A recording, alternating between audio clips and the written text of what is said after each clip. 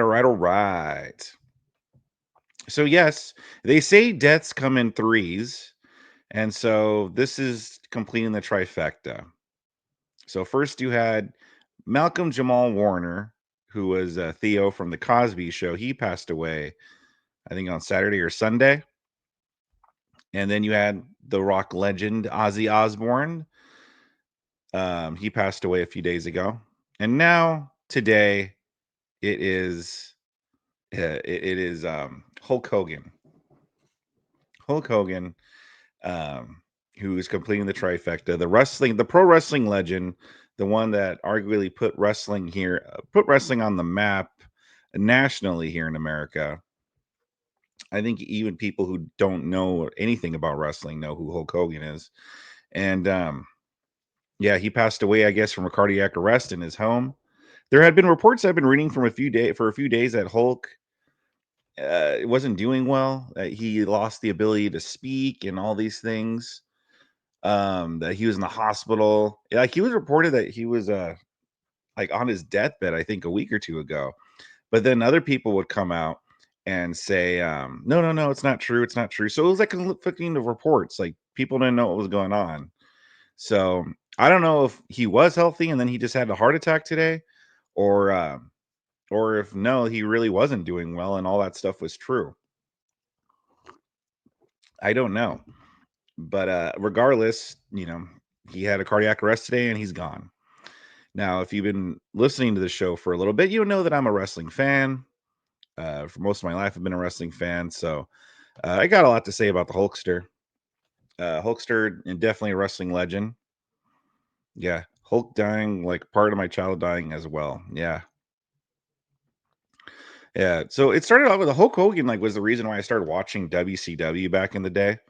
Because when I became a wrestling fan, he was already gone from the WWE, WWF at that time. So I never got to really watch him live, um, like wrestle or anything like that, other than when I would go to the wrestling store, the video store to rent wrestling tapes.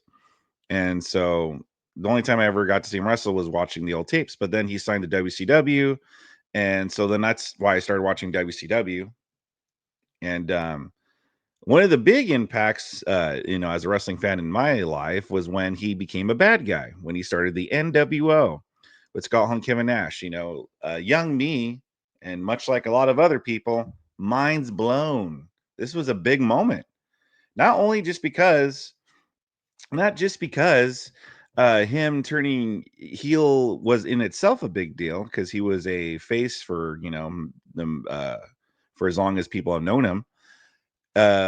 It wasn't just because of that, but because his promo, that's what it's called when they're talking in the mic. The promo he gave was it was like mind-blowing for me as a fan, because he would talk about real stuff. He talked about kind of like real stuff that was going on. He even kind of like hinted at the WWE and everything, which at the time, the companies weren't mentioning each other back and forth.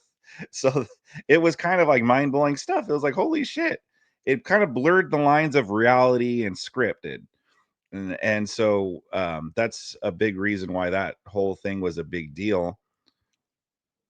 And revolutionized wrestling, and it made wrestling cool again when the NWO formed. Because when I was young, I used to get made fun of for liking wrestling, and then when the NWO was formed, and then later the Attitude Era and the WWE and stuff, it made it a little bit more cooler to watch wrestling. So, I was in the clear for a little while, and but yeah, the NWO was legendary stuff. It was so legendary that it still gets talked about to this day. Like NWO merch still is like a top seller for like the WWE. Like that's how huge that group was at the time. And even just Hulk Hogan himself. He was big in the 80s as the baby face, and people still talk about him to this day, and people still know who Hulk Hogan is. That's how big of a legend Hulk Hogan was. And then he came back to the WWE in 2002, and he had like he came back with the NWO, and Vince McMahon was going to inject the WWE with the lethal poison. And so he came back, but then he had that match with The Rock, which is another legendary match and one of my favorite matches to watch of all time. WrestleMania 8. he the crowd reaction was like legendary. Like that's what pro wrestling is about. That's the type of stuff that I like to watch in pro wrestling, just the energy in the building. Everyone in there is into it. Everyone in there paying attention to everything that's being done, reacting to everything that's being done. It was amazing. And well, they turned Hulk Hogan babyface again because he started cheering him in the match against The Rock. And that's even where Hulk Hogan even brought back the trademark, babyface Hulk Hogan stuff, which got a huge pop and reaction. And so he became a babyface, and he had another babyface run in the company for a little bit, which, by the way, his matches were actually pretty, especially for his age at that time. Some of his matches in the WWE in early 2002 were much better for even in the 90s. I think they told Hulk that he's going to have to actually try, and he's not just there to get a paycheck and shit. And so he actually put in the work. He actually put his work boots on, as they say in wrestling. He put his work boots on today. That means, oh wow, he actually tried. He actually went out there and put in like 100% effort. And he had this matches with Kurt Angle, and those were like good. Like those were good. Kurt Angle brought out some good matches out of Hulk Hogan. But then then later on the years went by, and there's the controversies, obviously. The whole TMZ, the sex tape leaking and stuff.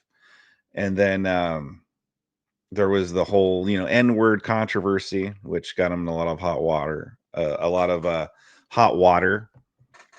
And he was canceled for a bit because of that, because of the N-word stuff. And so a lot of wrestling fans, like in modern day wrestling, so many wrestling fans are stupid and woke. Like they're so woke nowadays, and it's like part of the thing that ruined wrestling. And so there's a lot of wrestling fans that don't like Hulk Hogan, and they spit on his legacy. I mean, Hulk Hogan already kind of developed a bad reputation because of his supposed the way that he would politic, if you will. And I get it. Like he already had a bad reputation because of that. But then it's like the N-word stuff, and it was just like, okay. And then once he became out as supporting Trump, oh yeah, then really wrestling fans really started to hate on him. But regardless, like obviously Hulk Hogan wasn't a perfect man. Obviously, he had his own issues. He obviously has a big. Some say he'd had a big ego. But dude, when you're like the biggest wrestling star in the world, how can you not? And how could you not sometimes politic to protect your image?